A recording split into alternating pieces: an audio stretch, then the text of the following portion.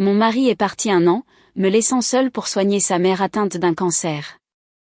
Avant de mourir, elle m'a murmuré de creuser dans la cuisine, sous la jarre à cornichons. Ce que j'y ai découvert m'a laissé totalement sous le choc.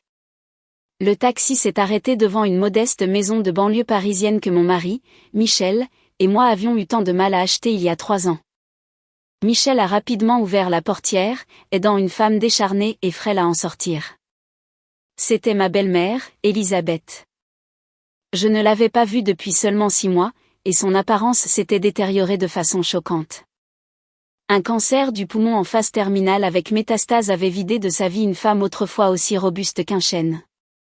Maintenant, elle n'était plus que la peau sur les os. Ses yeux étaient enfoncés dans des orbites sombres qui reflétaient une lassitude infinie. Je me suis précipitée pour prendre la vieille valise des mains de Michel. Une odeur puissante de médicaments et d'antiseptiques m'a frappée, me piquant le nez. Michel m'a regardé, un certain regard fuyant dans les yeux, et sa voix était pressée, comme si quelqu'un le poursuivait. Il m'a dit d'aider sa mère à s'installer dans sa chambre pour qu'elle puisse se reposer. Il devait me parler de quelque chose d'important tout de suite. J'ai accompagné ma belle-mère jusqu'à la petite chambre du rez-de-chaussée que j'avais soigneusement nettoyée la veille. Elisabeth s'est assise sur le bord du lit. Sa respiration était un halètement lourd et sifflant comme le soufflet d'une vieille forge. Elle a pris ma main, sa peau rugueuse et calleuse frôlant la mienne. Elle n'a rien dit, me regardant seulement avec une expression étrange, un mélange de pitié et de résignation. Je suis retournée dans le salon. Michel était déjà là, ajustant sa cravate, et à côté de lui se tenait une grande valise parfaitement bouclée. Mon intuition de femme m'a dit que quelque chose n'allait pas. Michel s'est approché, a posé ses mains sur mes épaules, et d'une voix grave et sérieuse, il m'a dit « Sophie, je viens de recevoir la décision du conseil d'administration cet après-midi. L'entreprise m'envoie en Belgique pour 1 an afin de superviser un projet clé. C'est ma seule chance d'obtenir une promotion au poste de directeur régional. » Je suis restée figée, regardant tour à tour la valise et son visage. J'ai bégayé. 1 an ? Pourquoi si soudainement ? Maman vient d'arriver, malade comme elle est. Tu comptes partir maintenant ? Michel a soupiré. Son visage montrait une détresse qui semblait méticuleusement répétée. Il savait que c'était un sacrifice pour moi, mais il m'a dit de regarder sa mère. Cancer du poumon en phase terminale.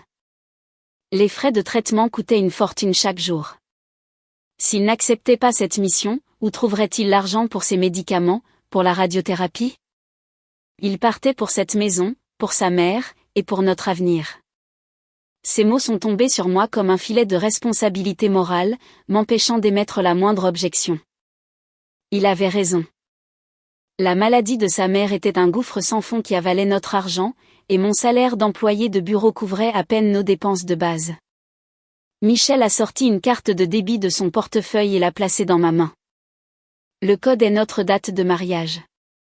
Chaque mois, l'entreprise y déposera mon salaire. Utilise-le pour prendre soin de maman. Il essaierait d'économiser tout ce qu'il pouvait là-bas pour en envoyer plus. En tant que sa femme et sa belle-fille, c'était le moment où il avait le plus besoin de moi pour tout gérer à la maison. Il m'a demandé si je voulais bien l'aider. Je tenais cette carte légère dans ma main, mais mon cœur était aussi lourd qu'une plaque de plomb. J'ai hoché la tête en signe de résignation. Michel m'a serré brièvement dans ses bras. L'eau de Cologne qui émanait de sa chemise n'était pas son parfum habituel de sueur et de travail acharné. Elle avait une touche ostentatoire et distante. Il devait partir ou il raterait son vol de nuit. Il laissait tout entre mes mains. Le bruit des roulettes de la valise sur le carrelage, puis le moteur d'un taxi s'éloignant sous la pluie furent les derniers sons que j'entendis de lui. La maison est tombée dans un silence terrifiant. Je suis restée paralysée au milieu du salon, sentant la solitude m'envahir. Je suis retournée dans la chambre de ma belle-mère. Elisabeth était toujours assise là, le dos appuyé contre la tête de lit, ses yeux voilés fixés sur la fenêtre sombre. Elle n'a pas demandé où son fils était parti, n'a pas pleuré ni essayé de le retenir. Elle a juste poussé un soupir, un son aussi fragile qu'une feuille sèche sur laquelle on marche. Il est parti, ma fille, dit-elle d'une voix rauque.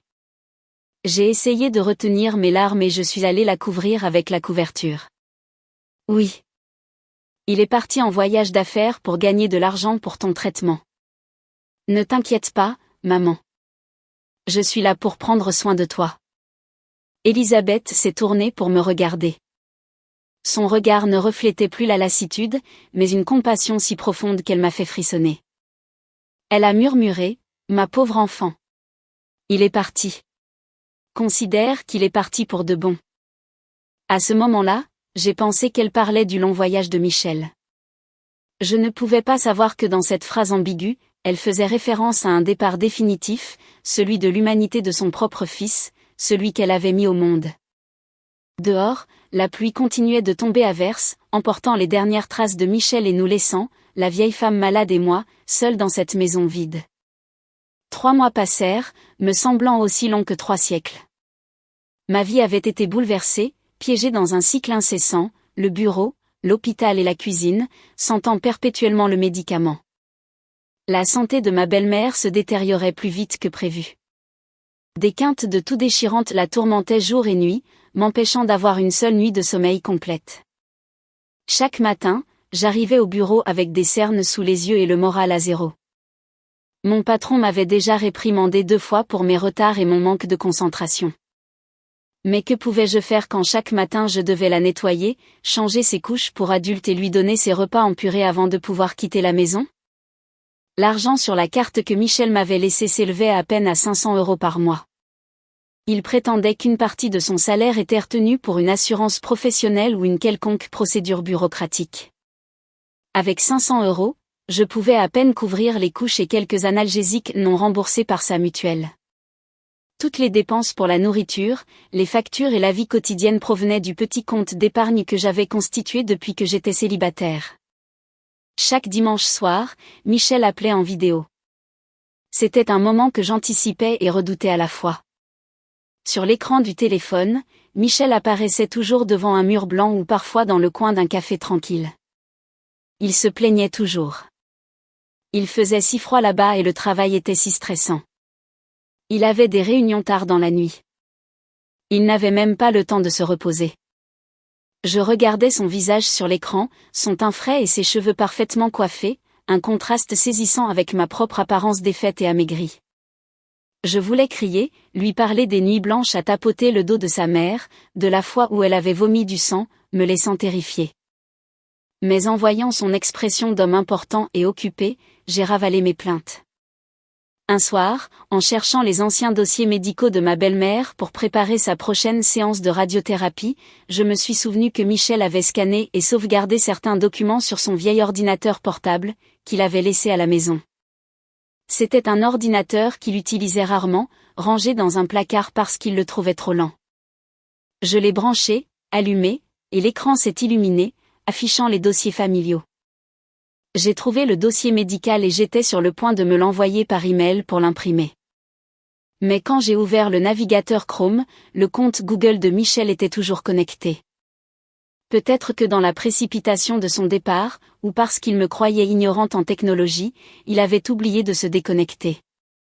Une petite notification est apparue dans le coin supérieur droit de l'écran, Google Photos a synchronisé 12 nouvelles photos. Par curiosité, et aussi parce que mon mari me manquait, j'ai cliqué pour les voir.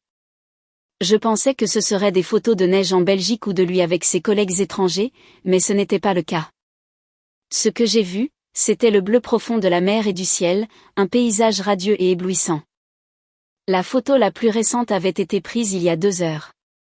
Elle montrait un somptueux plateau de fruits de mer avec un énorme homard rouge à côté d'une coupe de champagne. La géolocalisation indiquait un palace sur la Côte d'Azur. Mon cœur a fait un bond et ma main sur la souris a commencé à trembler. J'ai fait défiler jusqu'à la photo suivante. C'était le dos d'une jeune femme.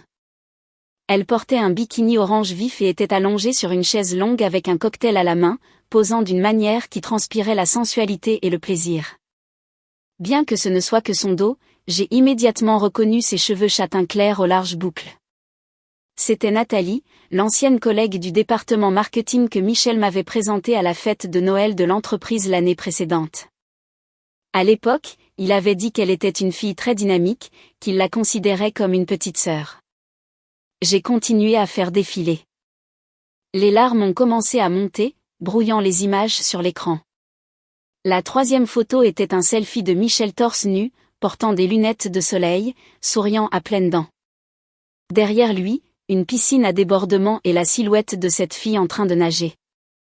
Il n'y avait pas de Belgique, pas de projet clé, pas de neige, pas de nuit de travail tardive, seulement la Côte d'Azur, le soleil doré, la mer bleue, les fruits de mer chers et une maîtresse. Pendant que j'étais ici, dans cette maison qui puait la maladie et la mort, à nettoyer sa mère mourante, à compter chaque centime pour lui acheter de la nourriture molle, lui, le mari en qui j'avais une confiance aveugle, utilisait l'argent qu'il prétendait être retenu pour financer une liaison somptueuse et débauchée. J'ai refermé brutalement l'ordinateur portable. Le claquement sec a résonné dans la nuit silencieuse. La douleur initiale a rapidement laissé place à une nausée qui m'est montée à la gorge. J'ai regardé mes mains, les mêmes mains qui, quelques instants auparavant, lavaient une serviette tachée par le flegme de ma belle-mère. Maintenant, elles me semblaient ridicules, pathétiques. Ma dévotion, ma confiance, tout cela avait été transformé en une blague cruelle par lui. Depuis la chambre, la toux de ma belle-mère a de nouveau retenti, un son guttural qui me déchirait l'âme. Je me suis levée et j'ai essuyé mes larmes, non pas parce que je n'étais plus triste, mais parce que je savais qu'à partir de ce moment, je n'étais plus l'épouse docile et pleine d'abnégation d'hier. Une tempête a éclaté sur la ville à minuit, apportant un froid glacial qui s'infiltrait par les fentes des fenêtres mal isolées. Dans la petite pièce imprégnée de l'odeur des médicaments, la respiration de ma belle-mère est devenue un sifflement aigu, comme une feuille sèche dérapant sur l'asphalte. Elisabeth avait catégoriquement refusé d'aller à l'hôpital pour être mise sous respirateur. Elle disait vouloir mourir à la maison, dans son propre lit, pas entourée des tubes froids et enchevêtrée d'une unité de soins intensifs. J'étais assise sur le bord du lit, lui épongeant le front avec un linge chaud et humide pour sécher les perles de sueur froide. La faible lumière de la lampe de chevet éclairait le visage ravagé et souffrant d'une femme qui avait travaillé sans relâche toute sa vie. Soudain, elle a ouvert les yeux. Ses yeux, déjà voilés par la maladie, brillaient d'une étrange intensité, comme une lampe à huile qui brûle plus fort juste avant de s'éteindre. Elle a agité ses mains osseuses dans les airs, me cherchant. J'ai pris sa main. Elle était glacée, tout en peau et en os. Mais elle a serré la mienne avec une force incroyable. Ses ongles pointus se sont enfoncés dans ma peau, provoquant une douleur vive, mais je n'ai pas osé me retirer. Elle m'a regardé, ses lèvres bougeant, son souffle rauque sentant l'adieu. Elle a murmuré, sa voix brisée noyée par le tambourinement de la pluie sur le toit. Sophie, mon enfant, Michel est un vaurien. Je sais tout. Je sais où il est. Mon cœur s'est serré. Alors elle savait. La vieille femme, clouée au lit et apparemment détachée du monde, connaissait la cruelle vérité que je venais de découvrir. Elle n'avait rien dit, non pas parce qu'elle ne savait pas, mais parce que la douleur était trop grande pour être mise en mots. Des larmes ont perlé au coin de ses yeux ridés, glissant sur l'oreiller et mouillant le tissu de ma chemise. Elle a lutté pour s'asseoir, me tirant plus près, chuchotant à mon oreille comme si elle craignait que quelqu'un puisse entendre. Pourtant, seules 2 femmes solitaires restaient dans cette maison. Ma bonne fille, écoute ce que ta mère te dit. Après mon enterrement, retourne seule dans mon village natal. Souviens-toi, vas-y seule. Va dans la vieille cuisine et creuse sous cette grosse jarre en céramique où nous conservions les cornichons, dans le coin. J'y ai caché quelque chose pour toi. Sa voix s'est éteinte, perdue dans le rugissement du tonnerre qui secouait le ciel. La main qui serrait la mienne s'est soudainement relâchée et est tombée mollement sur le côté du lit. Sa respiration lourde et laborieuse a complètement cessé. La pièce a plongé dans un silence absolu, rompu seulement par le bruit de la pluie torrentielle, comme si elle voulait laver toutes les souffrances d'une vie. Maman était partie. Je suis restée assise là, immobile, regardant son visage maintenant paisible. Je n'ai ni crié ni désespéré. J'ai juste senti un vide immense s'emparer de mon esprit. La seule personne qui me restait dans cette maison, mon alliée silencieuse, était partie pour toujours. Tremblante, j'ai pris mon téléphone et composé le numéro de Michel. Une sonnerie, 2 sonneries. À la 10e, personne n'a répondu. J'ai rappelé encore et encore. À la 5e tentative, il a répondu par un SMS laconique et froid. Je suis en réunion importante avec les partenaires belges pour conclure un contrat. Je ne peux pas parler. Comment va maman? En lisant le message, un rire amer m'a échappé alors que les larmes coulaient sur mon visage. Une réunion avec des partenaires belges à 3 heures du matin, heure de Paris. Où était-il occupé à avoir une réunion au lit avec sa maîtresse dans un palace de la Côte d'Azur? La rage m'a étranglé. J'ai tapé chaque lettre, mes doigts tremblants sur l'écran tactile. Maman est décédée. Rentre à la maison. Le message a été envoyé et l'accusé de réception est apparu instantanément, mais la seule réponse fut un silence prolongé. Dehors, la pluie continuait de tomber, froide et indifférente, comme le cœur de l'homme que j'appelais mon mari. J'ai repris la main froide de ma belle-mère et j'ai murmuré « Maman, repose en paix. Je retournerai au village. Je trouverai ce que tu as caché. Je ne laisserai pas ton sacrifice être vain. » Michel n'est pas revenu.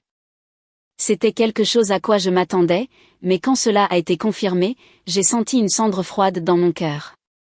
Il a utilisé l'excuse que le projet était dans une phase critique et que s'il partait maintenant, il devrait payer une pénalité de plusieurs millions d'euros. Il a promis de se rattraper plus tard. Lors des funérailles, mon téléphone portable était solennellement placé à côté de la photo d'Elisabeth. L'écran montrait un appel vidéo de Michel. Il est apparu dans un costume noir impeccable, le visage déformé par le chagrin, pleurant de manière théâtrale à travers l'écran. Il s'est écrié « Maman, je suis un fils indigne. Je n'ai pas pu revenir à temps pour te voir une dernière fois.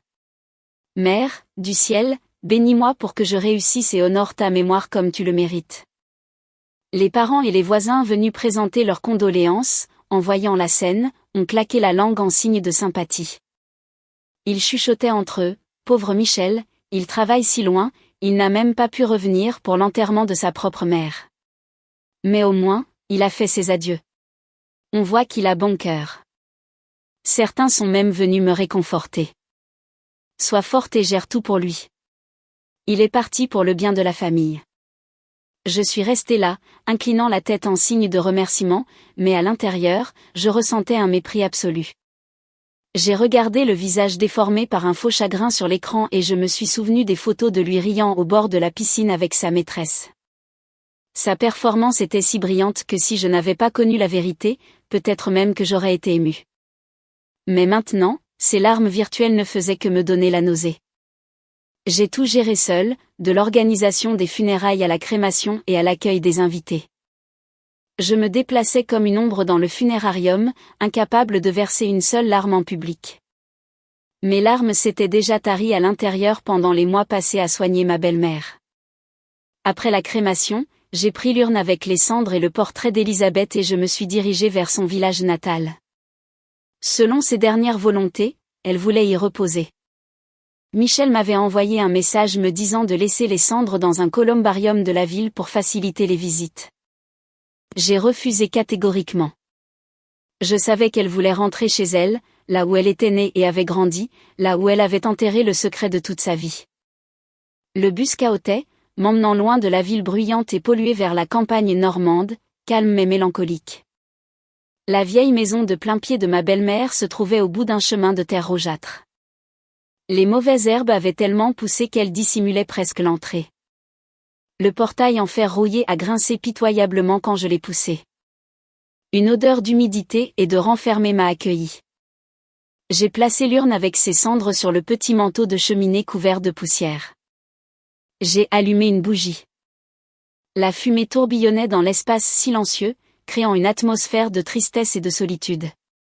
Cette nuit-là, j'ai étalé une natte sur le sol juste en dessous de l'autel de ma belle-mère, écoutant le chant des grillons dans le jardin et le sifflement du vent à travers les fentes d'une fenêtre cassée. Je n'ai pas pu dormir. Le regard d'Elisabeth sur la photographie semblait me surveiller, à la fois sévère et suppliant. Ces dernières paroles cette nuit pluvieuse résonnaient à mes oreilles. Sous la jarre en céramique où nous conservions les cornichons, dans le coin de la cuisine. Je suis restée là, les yeux grands ouverts, fixant les taches d'humidité au plafond, attendant l'aube pour dévoiler le dernier secret que ma pauvre belle-mère m'avait laissé. Je me sentais complètement seule. Mais étrangement, je n'avais pas peur. Dans cet endroit désolé, à côté des cendres d'une femme morte, je me sentais plus en sécurité que dans mon appartement moderne en ville, où les mensonges et la trahison se cachaient sous le couvert d'une famille heureuse. Dès l'aube, alors que la rosée recouvrait encore le jardin, je me suis levée, j'ai pris une petite pelle que j'ai trouvée dans la remise et je me suis dirigée vers l'ancienne cuisine. Un petit bâtiment séparé de la maison principale. Il était abandonné depuis des années. Des toiles d'araignée couvraient l'entrée, et une forte odeur d'humidité et de cendres froides m'a envahi. Dans un coin, exactement comme ma belle-mère l'avait dit, se trouvait une grande et lourde jarre en céramique couverte de la poussière du temps. C'était la jarre qu'elle utilisait pour faire saumurer les cornichons. Avec un certain effort, j'ai poussé la jarre de côté, révélant un sol en terre battue, humide et inégal. Mon cœur battait la chamade. J'ai commencé à creuser. La surface était dure. Mais en approfondissant, la terre est devenue plus meuble. À environ 60 cm de profondeur, la pelle a heurté quelque chose de dur, produisant un faible son métallique. J'ai mis la pelle de côté et j'ai utilisé mes mains pour dégager la terre. C'était une boîte en métal rouillé, le genre de boîte à biscuits en fer blanc qu'on s'offrait à Noël des décennies auparavant. La boîte était soigneusement emballée dans plusieurs couches de plastique épais pour la protéger de l'humidité. Tremblante, je l'ai transportée dans le jardin, à la lumière du jour, pour l'ouvrir. Le couvercle était scellé par la rouille, et j'ai dû utiliser la pointe de la pelle pour le forcer. À l'intérieur, il n'y avait ni or ni bijoux comme je l'avais imaginé, seulement un livret d'épargne d'une petite banque locale et une enveloppe jaunie et scellée. J'ai pris le livret d'épargne et je l'ai ouvert à la première page. Le nombre qui y était inscrit m'a stupéfié. J'ai failli le laisser tomber. 150 000 €. Je me suis frotté les yeux et j'ai regardé à nouveau, comptant soigneusement les zéros. Oui, 150 000 €. Le dernier dépôt avait été enregistré il y a 5 ans. Je n'en croyais pas mes yeux. Ma belle-mère, une femme qui avait passé sa vie à travailler la terre, qui s'habillait si frugalement qu'elle ne pouvait se résoudre à jeter une chemise aux épaules usées. Où avait-elle trouvé cette somme énorme? Les souvenirs ont afflué. Il y a environ 5 ans, un projet d'autoroute était passé par le village, et une grande partie des terres de ma belle-mère avait été expropriée. À l'époque, Michel l'avait interrogée sur l'indemnisation, mais elle avait vaguement dit que ce n'était que quelques milliers d'euros, qu'elle avait mis à la banque pour ses vieux jours et ses futurs besoins médicaux. Michel l'avait cru, pensant que la terre dans ce petit village ne valait rien. Il n'a jamais imaginé que cette parcelle de terre avait autant de valeur. Pourquoi l'avait-elle cachée à Michel? Pourquoi vivait-elle dans la pauvreté? Économisant chaque centime, même lorsqu'elle était gravement malade, sans oser utiliser cet argent pour un meilleur traitement. J'ai regardé le livret, puis l'enveloppe scellée encore dans la boîte. Peut-être que la réponse était là. Elisabeth avait caché cet argent pendant 5 ans sans dire un mot à son fils unique. Elle préférait souffrir, endurer la douleur, mais elle refusait de donner cet argent à Michel. Une profonde tristesse m'a envahie. Elle avait vu la vraie nature de son fils depuis longtemps. Elle savait que Michel était avide, vaniteux et peu fiable. Si cet argent tombait entre ses mains, il le gaspillerait sûrement dans des projets insensés ou une vie d'excès. Elle ne l'avait pas économisé par avarice, mais pour laisser une bouée de sauvetage, une garantie finale, non pas pour lui, mais pour moi, la belle-fille en qui elle avait confiance. Les mains tremblantes, j'ai pris l'enveloppe jaunie. La colle avait séché avec le temps, et elle s'est ouverte facilement.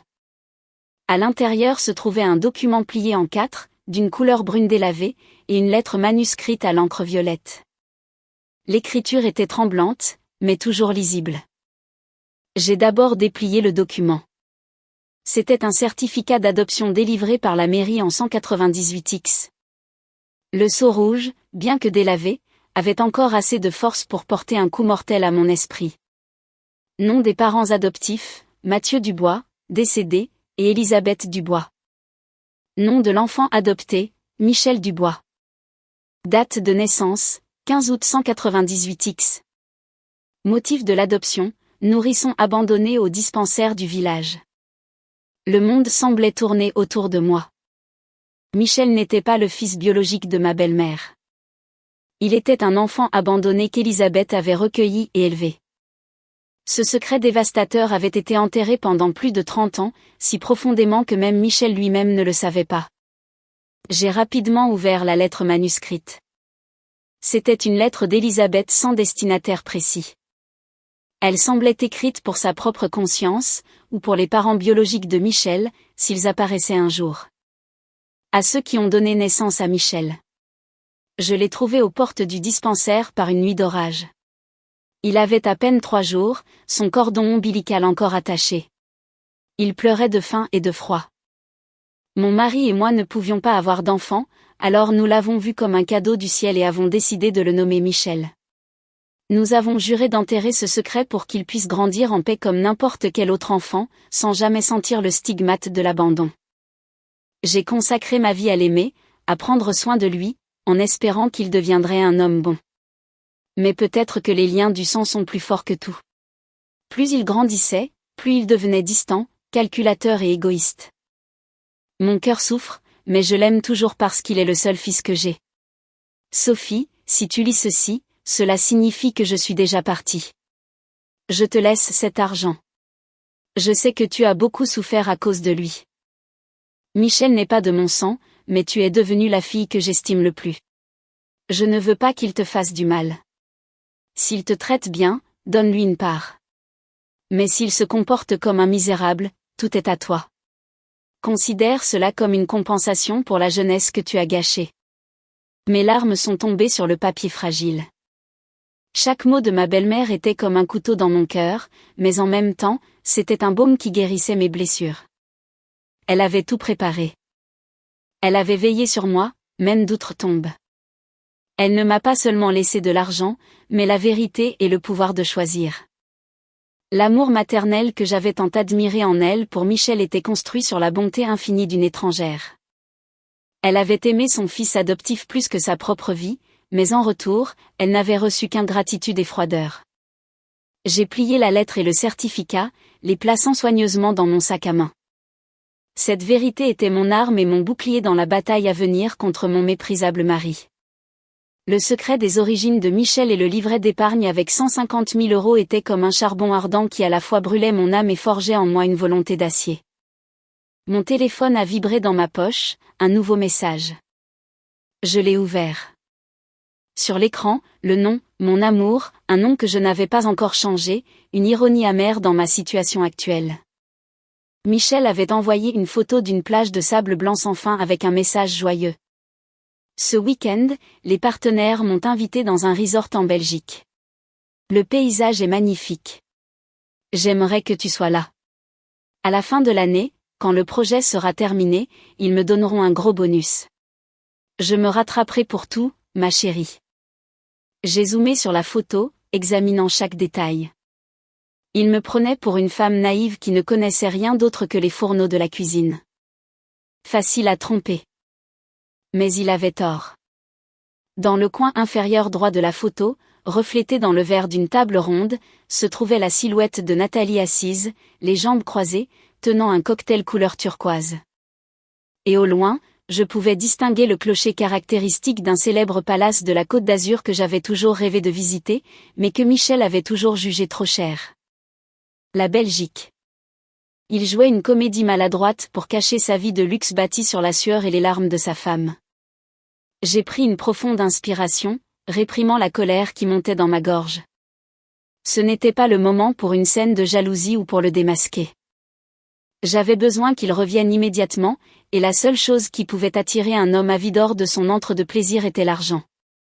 J'ai tapé une réponse, chaque mot soigneusement pesé comme un chasseur posant un piège.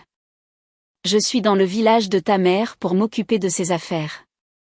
Aujourd'hui, en nettoyant la maison, j'ai trouvé une boîte en métal que maman avait cachée sous le plancher de la cuisine. À l'intérieur, il y a un testament, des titres de propriété et des documents très importants sur tes origines dont elle n'a jamais parlé. On dirait qu'elle a laissé un très gros héritage.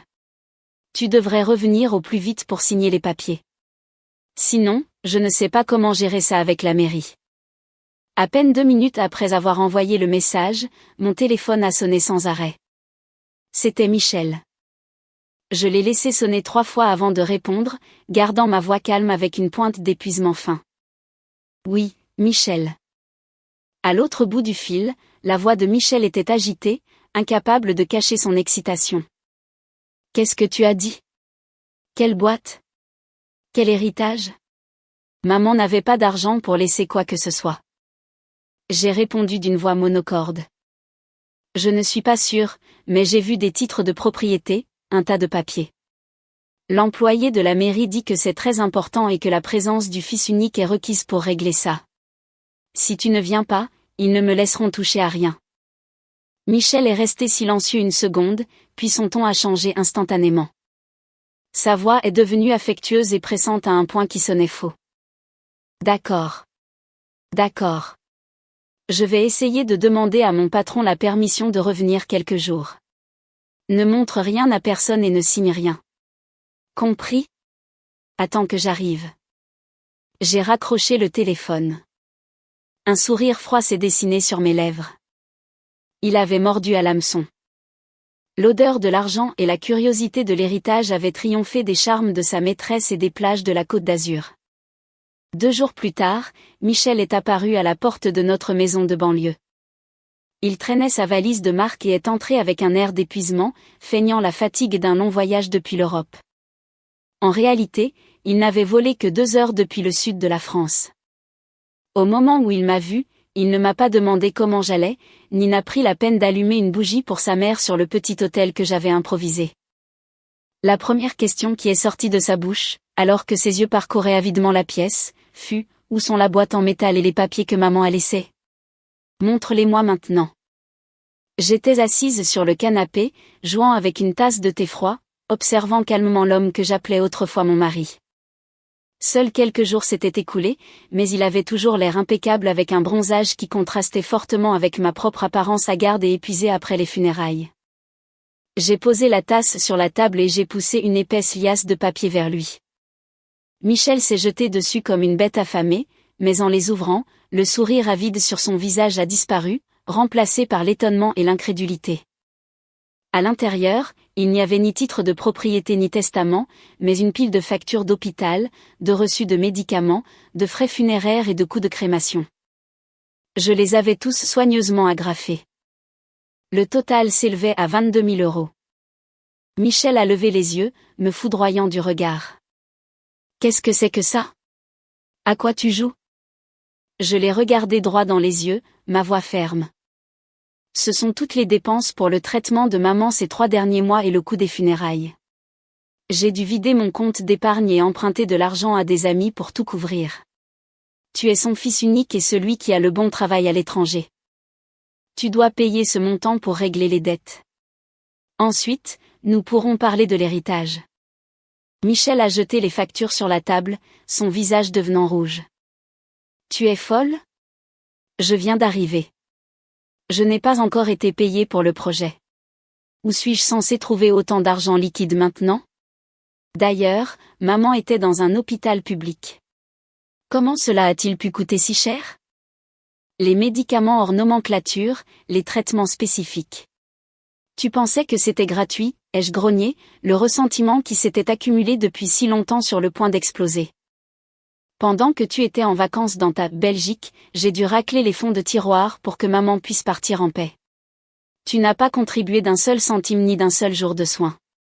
Et maintenant, la première chose que tu demandes, c'est l'héritage. Michel était pris au piège. Son regard est devenu fuyant. Il a adouci son ton, essayant de retrouver son image de mari responsable. Je sais que tu as eu des moments difficiles, mais nous allons régler l'argent. L'important maintenant, c'est le testament de maman. Je dois savoir ce qu'elle a laissé pour pouvoir m'occuper de tout correctement. Donne-moi la vraie boîte. J'ai vu clair dans son âme sombre. Il n'avait aucune intention de payer les dettes. Il voulait juste prendre ce qui restait. Son avidité et son indifférence étaient maintenant mises à nu, sans le manteau de respectabilité qu'il portait autrefois.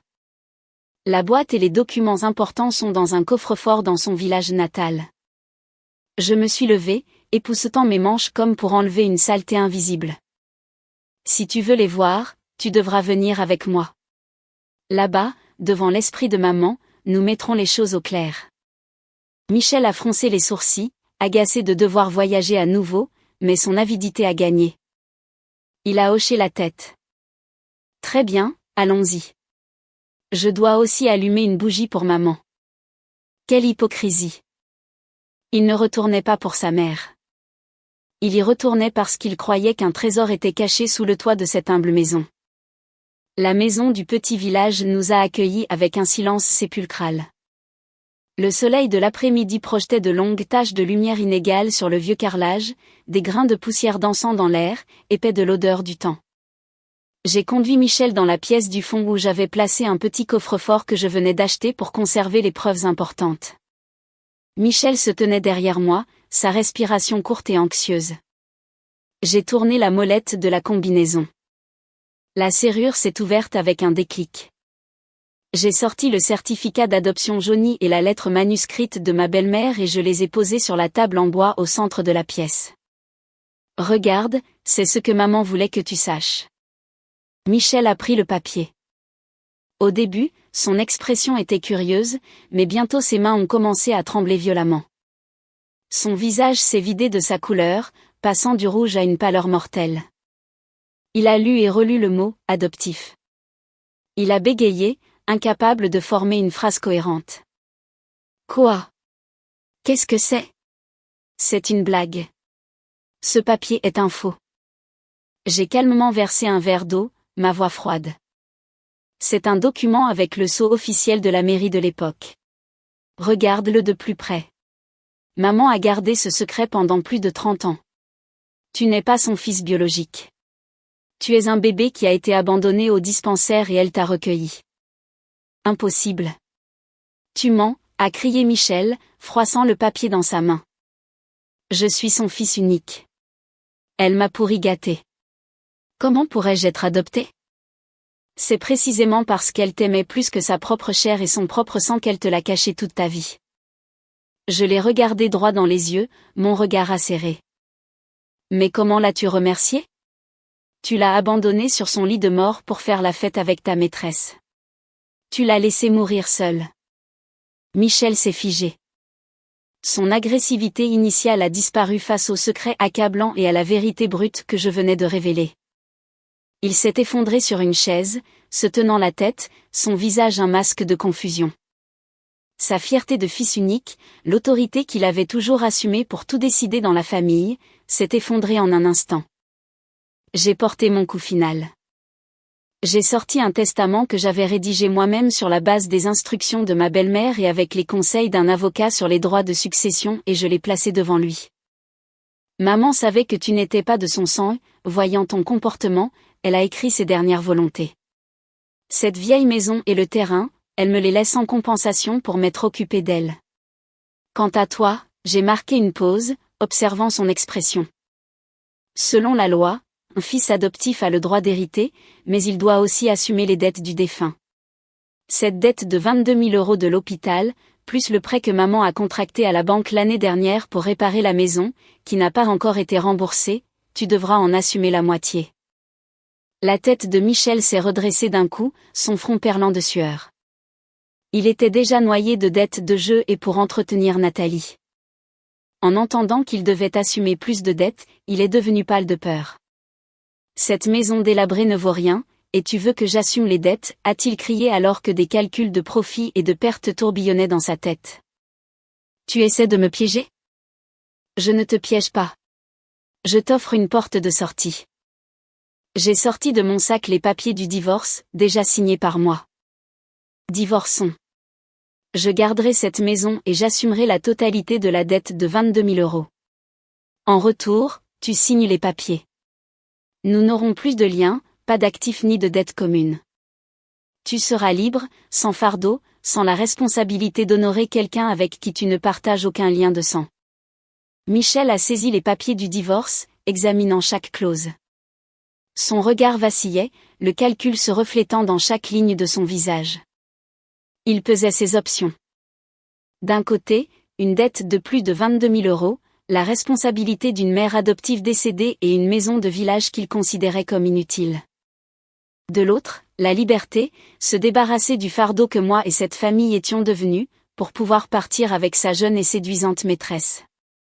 Il s'est éclairci la gorge, essayant de paraître magnanime, mais il ne pouvait cacher son soulagement. Tu es sûr que tu prendras en charge toute la dette de l'hôpital et que tu ne me demanderas jamais de pension alimentaire ou quoi que ce soit d'autre? J'en suis sûre, ai-je répondu, ma voix ferme et sans émotion.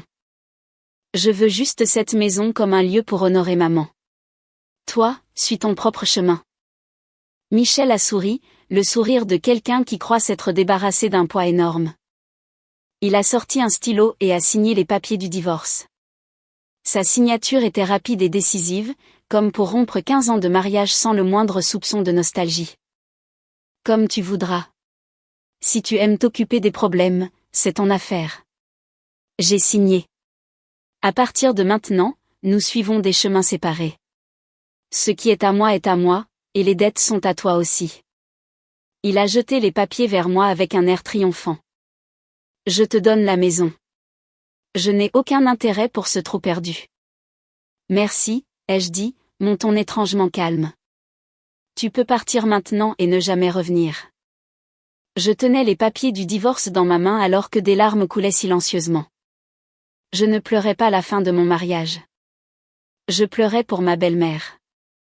Elle avait raison. Elle avait vu clair dans l'âme sombre de son fils adoptif.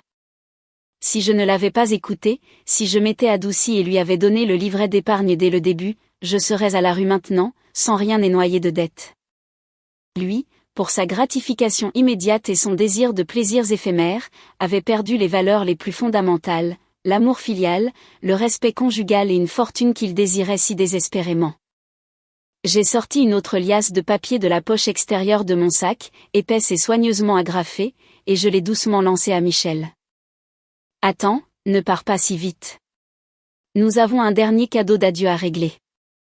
Michel a froncé les sourcils avec méfiance en ramassant les documents. Il a ouvert la première page et instantanément, son sourire triomphant s'est figé et brisé. C'étaient les relevés détaillés de sa carte de crédit et l'historique des transactions bancaires des 3 derniers mois. Chaque chiffre, chaque destination de fait était clairement marquée en rouge. Où as-tu eu ça? La voix de Michel s'est cassée. Ses mains ont commencé à trembler en parcourant les pages. J'ai répondu calmement, ma voix comme de la glace. Tu pensais que j'étais une idiote qui ne connaissait que le chemin de la cuisine?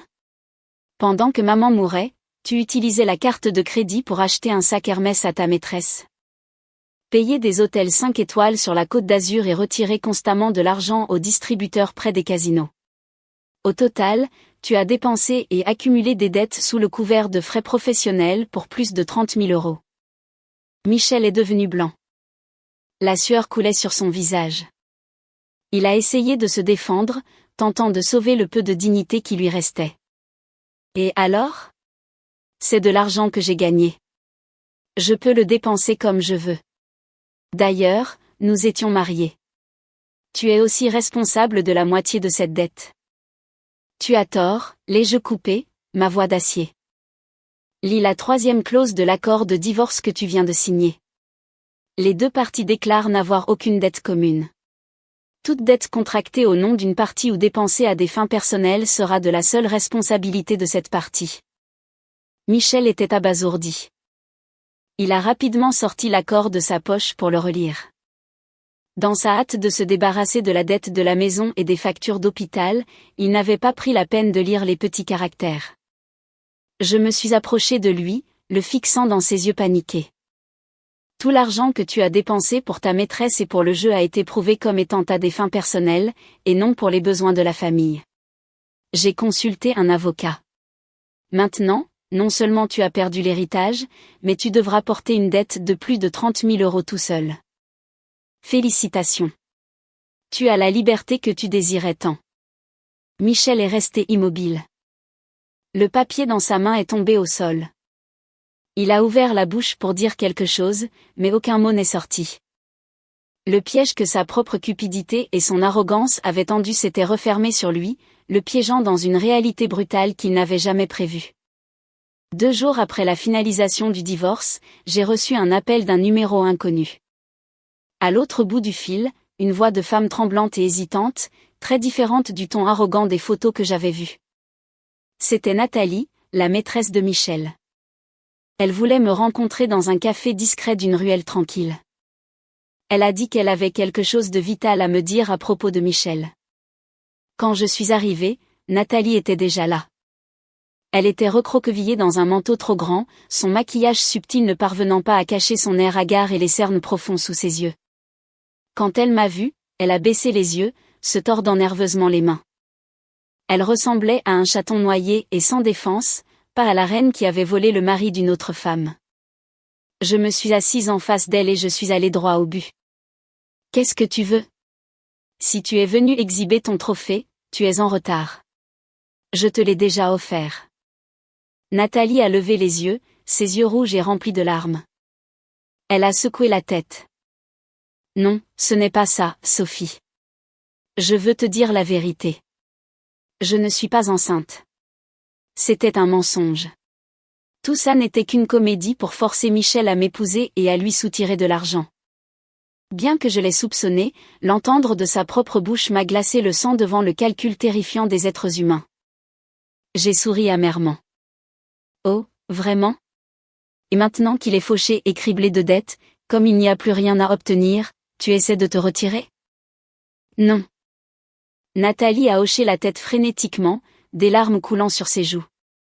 Je sais que j'ai eu tort. Je pensais qu'il était riche, mais il s'est avéré n'être qu'un escroc, vivant de l'argent qu'il obtenait de toi et de ta famille. Maintenant, des usuriers le poursuivent pour des dettes de jeu. J'ai peur que ça me retombe dessus. Je veux le quitter, mais il ne me laissera pas partir. Il me menace de publier des photos intimes de moi si je pars. Elle a pris une profonde inspiration, essayant de se calmer, et a baissé la voix, regardant prudemment autour d'elle. Sophie, je sais que Michel complote pour te faire du mal. Il travaille avec un avocat véreux pour te poursuivre pour fraude et pour avoir maltraité sa mère. Il a falsifié des messages et manipulé des photos pour te discréditer afin de pouvoir réclamer l'héritage et te forcer à partager ses dettes. J'ai serré la poignée de mon sac à main. La rage m'a consumée. Michel avait vraiment perdu toute humanité. Après m'avoir trompé pendant des années, il voulait maintenant m'acculer avec les tactiques les plus viles. Nathalie a fait glisser un morceau de papier sur la table avec un numéro de compte bancaire dessus. J'ai des preuves. J'ai secrètement enregistré ses appels avec l'avocat, et je connais le mot de passe de son ordinateur où il garde toutes ses sales affaires. Je te vends toutes les preuves pour 3 000 €. J'ai besoin de l'argent pour rembourser une dette et recommencer ailleurs. Avec ça, il ne pourra rien te faire. J'ai regardé la jeune femme en face de moi avec un mélange d'amertume et de pitié. Elle était aussi une victime de son propre pragmatisme et de sa superficialité, piégée dans une spirale d'argent, et maintenant elle devait trahir son amant pour s'échapper. 3 000 € n'était pas une petite somme, mais comparé à ma sécurité et à mon honneur, cela en valait la peine. D'accord, ai-je répondu sèchement, mais d'abord, je dois voir la marchandise. Si les informations sont valables, l'argent sera sur ton compte instantanément. Tremblante, Nathalie a connecté une petite clé USB noire à mon ordinateur portable. Elle a agi rapidement, comme si elle essayait de se débarrasser du fardeau au plus vite. Sur l'écran, plusieurs dossiers aux noms étranges sont apparus. Nathalie les a ouverts un par un. D'abord, les enregistrements d'appels. La voix de Michel, claire et pleine de ressentiment. Ma femme est une idiote. Quelques menaces et elle aura peur. Préparer la plainte pour avoir maltraité ma mère jusqu'à la mort. Ajouter les photos que j'ai truquées l'autre jour. Je dois récupérer cette maison d'une manière ou d'une autre ou les usuriers me feront la peau. Mon sang a bouilli. J'avais partagé ma vie, tout sacrifié pour cet homme. Et pour lui, je n'étais qu'un pion, une imbécile à utiliser et à piétiner. Puis sont venus les fichiers de discussion malsaines avec d'autres femmes, pas seulement Nathalie. Mais ce qui m'a le plus choqué, c'est le dernier dossier. Il contenait des captures d'écran et un fichier Excel détaillant ses activités de jeu en ligne. Des virements de milliers d'euros chaque nuit. Des paris sur des sites internationaux. Nathalie a montré une photo d'un sceau d'entreprise. C'est le plus important. Il a créé une société écran et a utilisé ce sceau pour falsifier des contrats et détourner des fonds de l'entreprise où il travaille. Il a blanchi l'argent par le biais de casinos virtuels. Je l'ai entendu dire qu'il a déjà volé plus de 100 000 euros. Un frisson m'a parcouru l'échine. Michel n'était pas seulement un mauvais mari et un fils ingrat. C'était un criminel en col blanc à part entière. Il s'était enfoncé si profondément dans la fange que maintenant il voulait m'y entraîner avec lui.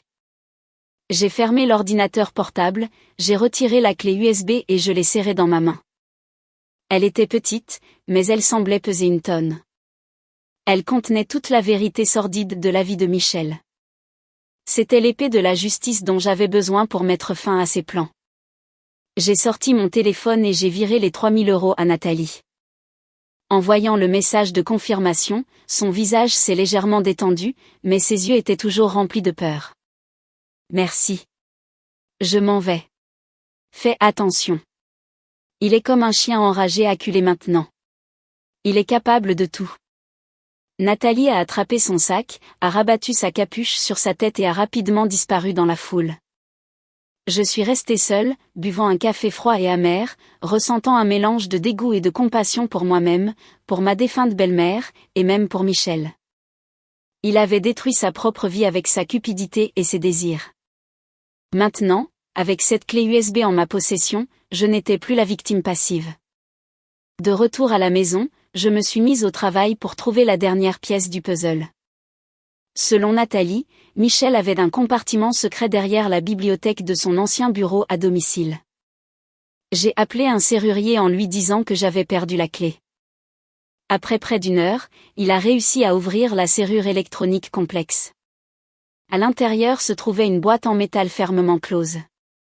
J'ai utilisé un pied de biche pour la forcer. À l'intérieur, un document. C'était un testament, mais pas celui de ma belle-mère. C'était un faux que Michel avait commandé à son avocat. Dedans, Elisabeth laissait tous ses biens, y compris la propriété du village et l'argent que Michel soupçonnait qu'elle avait, à son fils unique. Ce qui m'a glacé le sang, c'est la date sur le document. Ce jour-là, ma belle-mère était dans un coma profond à l'hôpital, branchée à des machines. Comment une personne dans le coma aurait-elle pu se lever et signer un testament ? La signature était un gribouillis tremblant, mais en la comparant à de vieilles lettres de ma belle-mère, la contrefaçon était évidente. Michel avait guidé sa main, ou pire, il avait simulé le consentement d'une femme mourante pour légitimer sa cupidité. Des larmes de rage ont coulé sur mes joues. Dans les derniers moments de sa mère, alors que je veillais sur elle toute la nuit, il était occupé à comploter comment voler son dernier souffle. Le manque de scrupules de Michel avait atteint le fond. J'ai photographié chaque page et j'ai envoyé une copie à mon propre avocat. C'est la preuve de faux et d'usage de faux. Je veux préparer une plainte, non seulement pour me défendre, mais pour le mettre en prison s'il ose m'importuner à nouveau. Mon avocat a répondu immédiatement. Les preuves sont irréfutables. Avec cela et le contenu de la clé USB, il n'a aucune échappatoire. La loi ne laissera pas un être aussi sans âme impuni. Michel est venu me chercher un après-midi, mais cette fois, il n'était pas seul. Il était accompagné d'un homme d'âge mûr avec des lunettes à monture dorée et une mallette en cuir, mais avec un air rusé et fuyant. Ils ont martelé la porte. J'ai ouvert, et avant que je puisse dire quoi que ce soit, Michel a fait irruption agressivement. Il a pointé un doigt vers moi, sifflant. « Tu es très maligne, Sophie. Tu m'as piégée pour que je signe cet accord maudit. Tu penses que tu vas t'en tirer avec les 150 000 euros de la vieille si facilement ? J'ai déjà vérifié les informations sur le compte d'épargne. » L'autre homme, son avocat, a ajusté ses lunettes. « Bonjour. Je suis le représentant légal de Monsieur Dubois. Mon client allègue qu'il a été trompé et contraint de signer l'accord de partage des biens. Nous demandons son annulation et un nouveau partage de l'héritage. » J'ai souri amèrement et je les ai invités à s'asseoir, sans leur offrir d'eau. Contraint ? C'est un homme adulte sain d'esprit qui a signé de sa propre main devant un juge. Maintenant qu'il voit l'argent, il veut se rétracter. Michel a frappé du poing sur la table. À quel jeu joues-tu? Si tu ne partages pas l'argent, je publierai sur les réseaux sociaux que tu avais des amants et que tu as maltraité ma mère jusqu'à la mort. Je te ferai renvoyer. Je ferai en sorte que tu ne puisses jamais te relever. Il a commencé à me montrer des captures d'écran de messages manipulés où des conversations innocentes avec des collègues étaient transformées en insinuations et mes plaintes de fatigue en malédictions souhaitant la mort de sa mère. La dépravation de Michel dépassait mon imagination. Je ne ressentais plus de colère, juste un profond dégoût. L'homme avec qui j'avais partagé ma vie était un démon prêt à piétiner l'honneur de son ex-femme et la mémoire de sa mère pour de l'argent. Silencieusement, j'ai activé l'enregistreur que j'avais préparé sous la table. Je l'ai laissé parler, le laissé déverser toutes ses ordures pour qu'il puisse se passer la corde au cou lui-même. Quand il a eu fini, je suis allée dans ma chambre et j'ai pris l'ordinateur portable et tous les documents que j'avais rassemblés. J'ai posé la petite clé USB sur la table en verre. Avant de me poursuivre pour maltraitance ou fraude, je vous suggère de regarder ceci. Voici toutes les preuves de détournement de fonds de Monsieur Dubois, de son blanchiment d'argent par le biais de Paris, et surtout, la preuve qu'il a falsifié le testament de ma mère. J'ai poussé le faux testament vers eux, et à côté, une copie du rapport médical prouvant qu'à la date de la signature, ma belle-mère était dans un coma profond. Faux et usage de faux, et escroquerie. L'avocat présent ici saura mieux que moi combien d'années de prison cela représente. Et vous, maître, comment pensez-vous que le PDG de votre client réagira quand il recevra l'enregistrement de vous planifiant de détourner des fonds de l'entreprise? Le visage de Michel est devenu blanc comme un linge. L'avocat, blême, a ramassé le rapport médical et l'a regardé avec horreur. Il a réalisé qu'il s'était impliqué dans une affaire criminelle grave. Monsieur Dubois, vous ne m'aviez rien dit de tout ça. Il a rapidement rassemblé ses affaires. Cela relève du crime. Je ne peux pas participer. Je dois protéger ma licence. L'avocat est sorti en courant, laissant Michel seul, recroquevillé comme un rat acculé. Son arrogance avait disparu, ne laissant que la peur. Qu'est-ce que tu vas faire, Sophie, a-t-il bégayé. Tu vas m'envoyer en prison? Après tout, nous étions mari et femme. Je l'ai regardé sans la moindre compassion. Mari et femme, cette relation est morte le jour où tu as abandonné ta mère pour partir avec ta maîtresse. Tu as deux options. Soit tu disparais de ma vie pour toujours et tu ne l'ouvres plus jamais, soit j'envoie tout ça à la police tout de suite. Michel s'est levé en titubant. Il savait que si je parlais, sa vie était finie. Il ne perdrait pas seulement son travail et sa réputation, mais la prison l'attendait. Il s'est dirigé vers la porte. Vaincu. Mais avant qu'il ne parte, j'ai décidé de lui faire un dernier cadeau. Une vérité qui détruirait son dernier espoir. Oh, une dernière chose. Tu rêves d'une maison et d'enfants avec ta maîtresse Nathalie? Laisse-moi te dire, la grossesse était fausse. Elle n'a jamais été enceinte. Michel s'est arrêté net, se retournant avec des yeux fous. Qu'est-ce que tu racontes? Tu inventes ça pour nous séparer. Pourquoi inventerais-je quoi que ce soit sur un homme fauché comme toi? J'ai haussé les épaules. C'est elle qui est venue me voir. Elle m'a vendu toutes ses preuves pour avoir de l'argent pour te fuir. Elle a dit, puisque tu n'as plus rien, il fallait qu'elle s'échappe au plus vite. Michel était pétrifié. La nouvelle était comme un coup de poing dans le ventre. Il avait tout perdu pour cette femme, mère, femme, argent, honneur, et maintenant même un enfant imaginaire et la maîtresse qui l'entretenait. Il a poussé un cri de douleur, se tenant la tête. Son cri désespéré a résonné dans le couloir. Il a trébuché dehors et s'est effondré sur le sol. J'ai fermé la porte, séparant mon monde de sa folie. Je me suis laissé glisser au sol, épuisé. Je ne ressentais pas l'euphorie de la victoire, seulement une lassitude infinie. J'avais gagné la bataille juridique, mais le prix était des cicatrices sur mon âme et une foi brisée en l'humanité. Dehors, la nuit tombait, mais je savais que le soleil se lèverait demain. Je devais me relever et commencer à construire une nouvelle vie. Peu de temps après, un notaire du nom de Maître Miller m'a contacté. il était le représentant légal secret de ma belle-mère. Il a révélé qu'Elisabeth, soupçonnant la nature de son fils, avait rédigé un second testament. En plus de ce que je savais déjà, elle possédait un appartement de grand standing d'une valeur inestimable dans le quartier du Marais à Paris, hérité de ses parents. Sa valeur dépassait le demi-million d'euros. Le testament stipulait que l'appartement serait exclusivement à moi si Michel s'avérait être un mauvais fils ou si nous divorcions par sa faute. Elisabeth avait prévu ma vulnérabilité et m'avait laissé ce bouclier protecteur. J'ai pleuré de gratitude. L'amour de ma belle-mère dépassait tous les liens du sang. J'ai emménagé dans l'appartement parisien. Une nuit d'orage, Nathalie est apparue à ma porte, le visage contusionné. Michel, c'est pour l'appartement. Il est devenu fou. Il dit qu'il va te tuer. Cette même nuit, Michel a forcé l'entrée, armé d'un couteau. Où est mon argent? Cet appartement est à moi. Alors qu'il se jetait sur moi, je lui ai vaporisé du gaz poivré au visage. Juste à ce moment-là, la police, que j'avais déjà alertée, a fait irruption et l'a arrêté. Sa folie l'a conduit tout droit en prison, la fin inévitable d'une vie de cupidité et de trahison. Michel a été condamné à 7 ans de prison pour plusieurs crimes. Je ne l'ai jamais revu. Avec l'argent de l'héritage, j'ai ouvert un petit café-librairie au rez-de-chaussée de l'appartement et je l'ai nommé « L'héritage d'Elisabeth ». C'est devenu un havre de paix, un endroit où j'ai commencé à guérir. Un après-midi ensoleillé, un homme est entré dans la librairie. Il a souri, et son sourire était aussi chaud que le soleil d'automne. J'ai souri en retour, ressentant un calme que je n'avais pas connu depuis longtemps. Le passé était enfermé derrière les barreaux de la prison, et l'avenir s'ouvrait devant moi avec l'odeur du papier neuf et la lumière dorée d'un nouveau départ. La vie est parfois juste. Ceux qui sèment le vent récoltent la tempête, et ceux qui gardent un cœur pur finissent par trouver la paix.